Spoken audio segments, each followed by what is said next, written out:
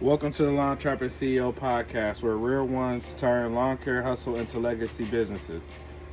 I'm your host, Kai Shelton, landscaper, investor, and builder of multiple six-figure companies from the ground up. Every week, we're breaking down systems, sales, leadership, and the real mindset it takes to start working in your business and start working on it. Whether you're still pushing them over or building your crew, this show is your blueprint for turning dirty work into clean profit. No fluff, just game. So let's lock in.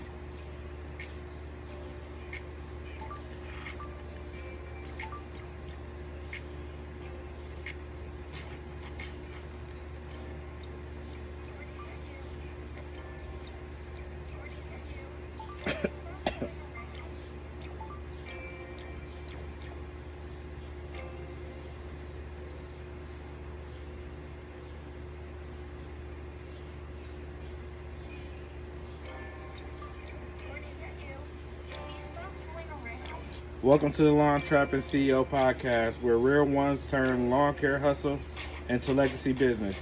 I'm your host, Kai Shelton, landscaper, investor, and builder of multiple six-figure companies from the ground up. Every week, we're breaking down systems, sales, leadership, and the real mindset it takes to start working in your business and start working on it. Whether you're still pushing them more or building your crew, this show is your blueprint for turning dirty work into clean profit. No fluff, just game.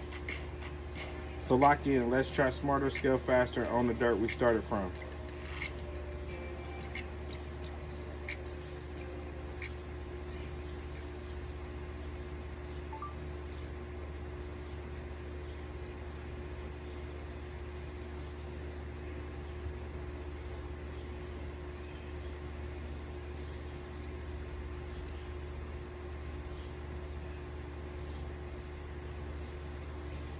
Alright, so I got my coffee. Let's sit back and let's talk about it. Alright, so this episode is about scaling your business and actually working on your business and not working in it. So let's talk about it. So recently I made the change. I hired some employees. I've hired 3 employees in the past 3 months. So I hired 2 laborers and an assistant. And I told you guys, if you aren't hip, you should get you a virtual assistant. So that's step 1. You want to take care of the low we're paying hiring within your business. So when I say the lower pay hiring, I'm talking about you want to start removing the lowest paying jobs first, because they cost you less money. So when you start hiring, excuse me, there's a difference. You start seeing that your numbers change. So you start seeing 10 grand a week when it's just yourself. So let's break that down. So you go from making 10 grand a week, it's all profit because it's just you, less overhead. So when you break that down, your profit margins are high. But then you look back and you start hiring people, and then your payroll for the week, let's say you gross 5 grand from a job, or 5 grand for that week. Let's just small numbers. So let's do 5 grand. You factor in your payroll, not only just your payroll, but also your expenses. So we're talking about your material, gas, fuel, overhead. All your overhead should be calculated in. So let's say you got a 50% profit margin. So for that week, you're only going to bring in $2,500. So for a lot of people, that does not work for them. And that's okay. I mean, we all have our things, but when you begin to talk about being an entrepreneur, it's whether or not you're working in your business or working on your business. And from an entrepreneurial standpoint, for me, I spent years working on my business, working in my business and not on my business. So what does that lead to? As you begin to scale with any business, you're going to see an influx in clientele and demand. Do you want to be able to meet the demand, or do you want to just fly under the radar? So for me, also too, another thing you want to take into account is when you're an entrepreneur, let's say you need to take a day off, 2 days off, 3 days off, whatever it may be. Something might happen. how do you address that concern? For me, I'm realizing, so like I said, we hired 3 people. Trucks move daily, in and out, in and out, in and out, which is an experience I haven't experienced ever. I'm used to doing 100% of the work. So with 100% of the work becomes 100% of the headache. So once you separate the headache, so now I do the quoting, handle the sales portion of my business. And this is a thing that would need to be addressed within there, within hiring. Maybe you need to raise your prices. So I know a lot of people have anxiety. Y'all hear the birds chirping. A lot of people have anxiety when it comes to sending estimates, telling people the numbers, raising the price. At the end of the day, the price is a price. It's free to do it yourself. And I mean, you have to come to a point where, like I know other people in the industry, they set minimums. So they have minimums in order to book their company for anything, whether it be a 2-hour job, 3-hour job, 1-hour job. Some companies have a minimum where you have to book at least a half day and pay the price of what it costs for a half day, which is a good thing because you have your overhead. And I look at it like this: I'm not taking a loss. Some people will take a loss. I'm not taking a loss. I hate losses. I mean, as an entrepreneur, that's the first thing you should hate is a loss. As a winner, that's the first thing you should hate is a loss. As a CEO, that's the first thing you should hate is a loss. So, I mean, trap with me. You don't want to take a loss. So, the thing is you want to put systems in place. And it starts today. You want to have, who wants to start a business to continue to be the only employee in the business? And I mean, that's for a lot of us. Nobody wants to do that. That wasn't my goal when I started my business, was to be the only entrepreneur. Not the only entrepreneur, but I didn't want to be the only employee in the business. And for the first couple of years, yes, sometimes that's what it takes. But now it's to a point where the demand exceeds me. And I like making money without me doing all the work. I mean, who wants to do 150% of the tasks? I mean, from billing to marketing to meeting with customers to networking to growing the business to going out and doing all the work. I mean, there's not enough hours in a day, to be honest with you. Without systems in place, there's not enough hours in a day. Why would you want to be burnt out anyways? So, I mean, most of us start a business. Yes, we will work it, and we will work it off and on as needed. But to be the main person to get in the trucks every day, go do all the work, plan everything, that's not for me. That's not where I want to be in life. That's not why I started my business. So we're starting to see growth. That's my biggest thing. I mean, I bought all these trucks for them to move. Me being one person, I can't move all of them at the same time. And then too, over year and year, you see, like, you're building a business. Like, look at the business that you work for. Most of us have had jobs. So look at the business that you work for. They got employees that have been there for 15, 10, 20, 30, 40, 50 years. That's what you want to do. I mean, because as you do that and people start becoming more skilled and seasoned, you grow. It becomes easier. So for me, this is year 10. It's becoming a lot easier.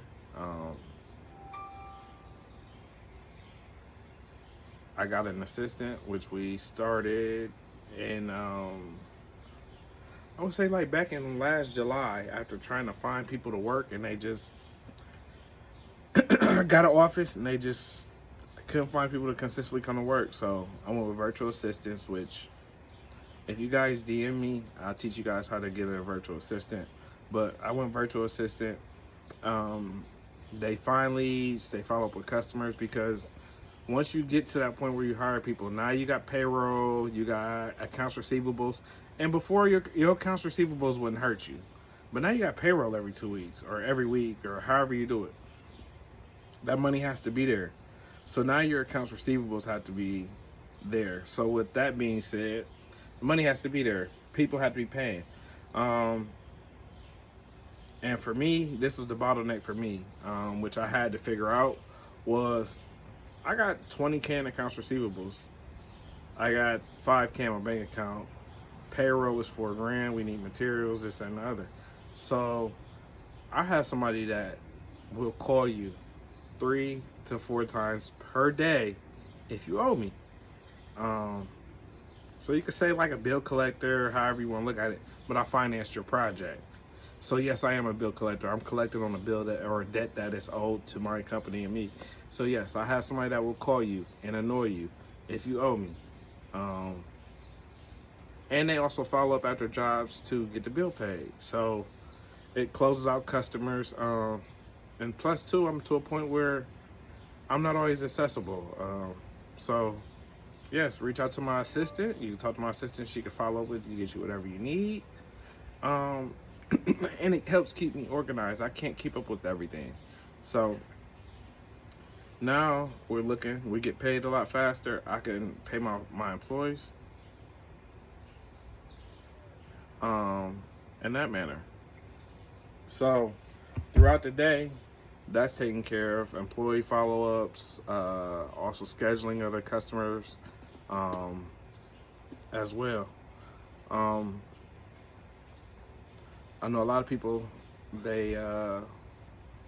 pricing is like the biggest issue, which I got some episodes on pricing. I'm always going to touch on pricing just because don't be afraid to raise your prices. What's the worst somebody could say? No. 9 out of 10, when we take on a job, it becomes something that, keyword take on, it becomes something that we have to see through. So, I mean, if I'm going to charge this price, this is the price I need to see it through. I don't care about nobody else's prices. I don't care what Jake told you. I don't care what Do It All Landscaping told you. I don't care. My price is my price. You go with them for whatever price they gave you, or you go with us. It's preference. It's a choice. It's not about numbers. It's about the quality of work you want. It's the results you want to see. If they provide you with the results that you want to see for the price that you're willing to pay or that they gave you, then go with them. I'm not lowering my prices anymore to meet cheap customers because I've yet to be able to walk into a store and negotiate my price as far as what I'm willing to pay. So no, this is not eBay. This is not a marketplace where you bid on jobs. This is not the auction house. I'm actually running a company. So once you guys take a look into that and you guys see that once you start implementing those systems, it becomes easier and easier to step outside of the business. Now for me, I'm witnessing something or experiencing something that is a difference for me. So when I say that, I'm saying now I'm so used to getting up at 7 a.m., prepping, getting my material set, going to do all the work. So now my days have changed. So I start out, I get them prepped, make sure they got what they need for their routes and everything for the day. And then from there on, I'm running errands, doing different things, checking with customers, checking with my assistant, planning jobs out, doing a little bit of marketing, networking. But I still feel like I should be in the field. Like I feel like I should be showing my guys that I could do the same thing that they could do, which is crazy because I've got so many years. Like you go on my social media and see me doing the same things that they are doing. So I don't know why, but I mean, and I do know why, because it's something that I love. I've grown to love. So I'm not just, landscaping isn't just something that I just say, hey, this is gonna make me money. No, this is something I love doing, I like doing. So that's why. But getting out of the field means I give my guys growth. They learn more.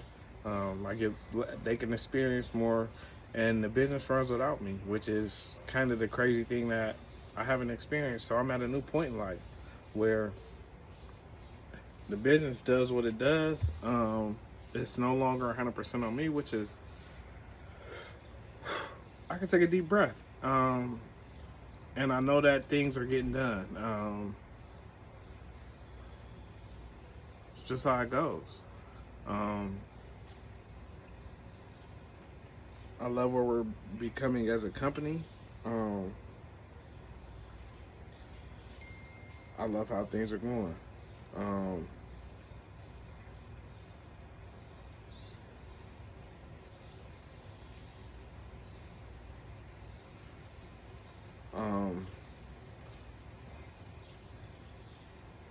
So, two, with growth and change and different things happening, so now it's like you had to have systems. Scheduling is crazy. We're completing jobs faster. Um, and two, like detailed work orders. It really tests you, man. You really grow. You see how you got to make sure your trucks are fueled up. You got to make sure equipment is running. You got to make sure blades are sharpened. But it's more so delegating now. It's learning how to be a good delegator. That's what I guess that's what we gonna call this episode, delegation. Learning how to delegate, like that's gonna be the biggest thing. Learning delegation, preparation, and systems will get you to that next level. For me, that's what I'm experiencing. So if you're in that spot and you're trying to figure out how to get out of working in the business 100% and working on the business, come on, trap with me. It's the LawnTrappin CEO Podcast. I'm a CEO. I've taken my money, I've put it back in the business over and over again. I bought properties off of doing what I love. Like I bought cash real estate. We're working on our second property within our real estate portfolio. So over the year we've bought two pieces of property. One is a triplex and one is a single family home. Trap with me. I mean, I'm not just this isn't just about landscaping. This is about growing a business and being an entrepreneur. So we even gonna touch on life topics like how to be an entrepreneur and still be a functioning human being. Which for some people, you can't shut it off. I mean, it's in you. You can't shut it off every day. The anxiety that comes with it, we're going to touch on it. I know for some people, it's 100%. You eat, breathe, and sleep your brand, whatever you're building. And I mean, it's okay. But eventually you want to get to a point where, I mean, it's to the point where who is the CEO of X, Y, and Z, which would be you. Or you get to a point where you appoint somebody as a CEO and you just own the company. I mean, there are a lot of companies that you don't see the CEO in the day-to-day. You don't see the owner in the day-to-day. That's the point that you want to get to. And it's okay. I know it's a lot of people that's going to tell you, oh, you think you better than everybody. You got a big ego. Who do you think you are? Who do you think you are? The person that you signed up to be. I'm being exactly who I'm supposed to be. So don't let people keep you in a small mindset. Just because you run a small business doesn't mean that your small business should be you and you only, and you trying to fit a stereotype. No, grow. The point is growth. You're doing all this to provide jobs, provide opportunities. That's what comes with this. Grow with it. I couldn't imagine you banking on your business and you being the only person in your business and you get sick or something happens and you need to take a month off. This doesn't come with those type of benefits. I mean, yes, you could probably get an insurance policy through Aflac or whatever, but it's not the same thing. Let's say you got a $50,000 contract. It's got a due date. How do you complete that if it's just you? Yeah, you could say, oh, I got 3 weeks or 3 months to do this. But imagine not having the stress and being able to live life as a human being. We all go through stuff. Why would you want to have that stress on top of trying to take care of a family and all these other things? No, grow. Start hiring. Find you some laborers. Subcontract. There's so many different ways to grow. But what I'm saying is don't get stuck working in your business and be 60, 70 years old and you're still doing the labor. The goal is to create systems. That's entrepreneurship. That's the goal. It's not to be a laborer in your business. It's to work on your business, grow your business, create systems, and grow. So yeah, trap with me. This episode is over. I'm out. Thank y'all for listening. Comment, like, subscribe. Tell everybody you know about the podcast. Let's just continue to go up, man. Elevation is everything. Trap with me.